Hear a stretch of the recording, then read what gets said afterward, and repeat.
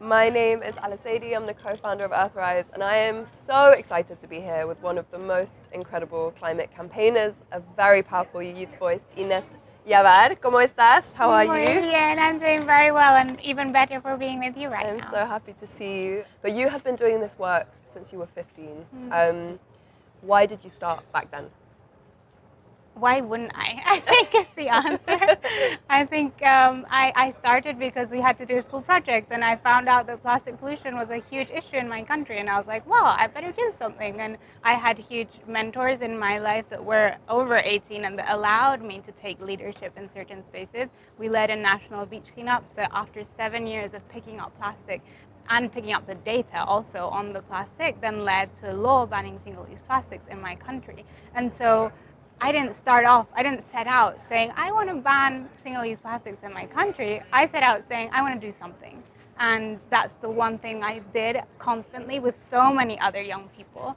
I don't know if there's a reason why to start. I think that it's just because we want to generate change. And I think most of the young people that I see, that's what we're trying to do. I can't believe how casually you can sit there and say, I banned single-use plastic in my country. Well, Tell us about home and the situation in Peru and its position in this conversation around climate, but also the disproportionate impacts, to countries like Peru. Tell us about. And I should correct, it was single-use plastic bags, and it's evolving into different types of plastic. I didn't say that earlier, but it is amazing. But It's it wasn't still unbelievable.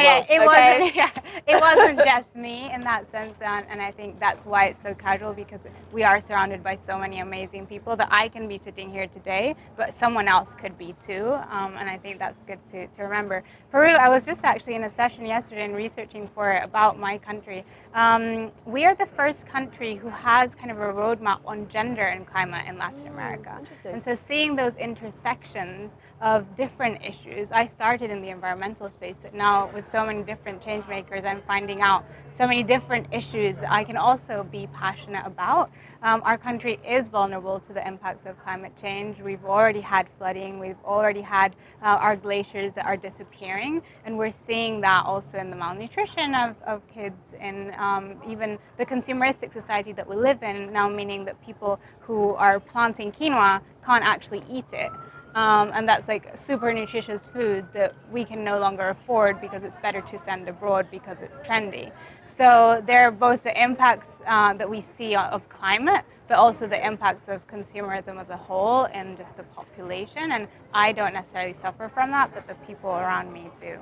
Those intersections are interesting, aren't they? I mean, I reflect on when I tell people that I'm in climate storytelling, they still think that means sort of wildlife documentation. I'm like, oh no, it's so much more. It's like I tell human stories from Climate Front Lines, but this issue intersects with everything. I mean, I wonder if you can tell me more about something I'm equally so passionate about, this link between women's rights and climate. I mean, how do those links exist? So moving away from Peru, going to Sierra Leone, which is where I lived last year, I could see that impact directly. Like the women going and collecting the water, there's the women that are suffer more gender-based violence when there's flooding and they're stuck at home. The women that aren't able to go to school and learn about climate change because they're staying home. So that's the particular context where women are suffering today because they're just undermined and not seen as so useful to solutions.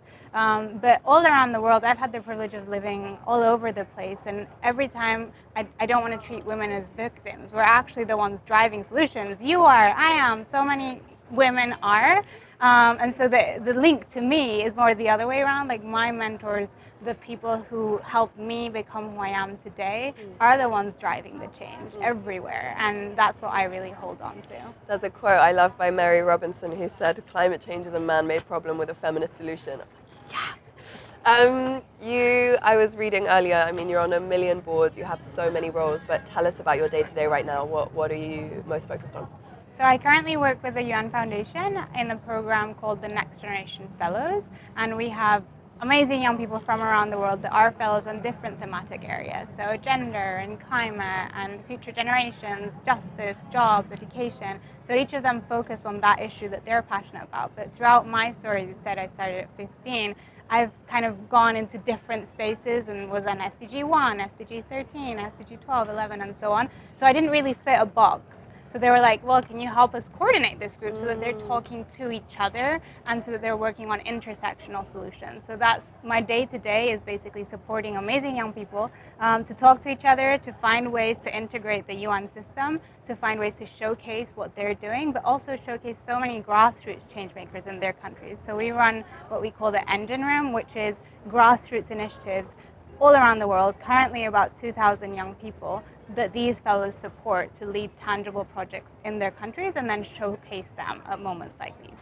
But what do you feel about the role of youth, particularly given your role, but I guess on a personal basis, about thinking about the future? You've been doing this for 12 years. What about the next 12? The role of youth is important because we are the future, but we're also here. So like, we do talk about future generations, but it is a generation that already exists. It's the biggest task force that could achieve the SDGs. We have the time. When I was 15, I had time after school. Now I'm knackered after work and I want to do something else. And so it's an untapped resource that we could use to really harness our collective energy to achieve the Sustainable Development Goals, and of course climate is one of those. So yeah, young people I think is something that we should use more, and not in the sense of extractively, but actually supporting young leaders. I don't think I'd be here today if someone hadn't supported me. Thank you so much for your time, for being here, and go have a good rest. You too.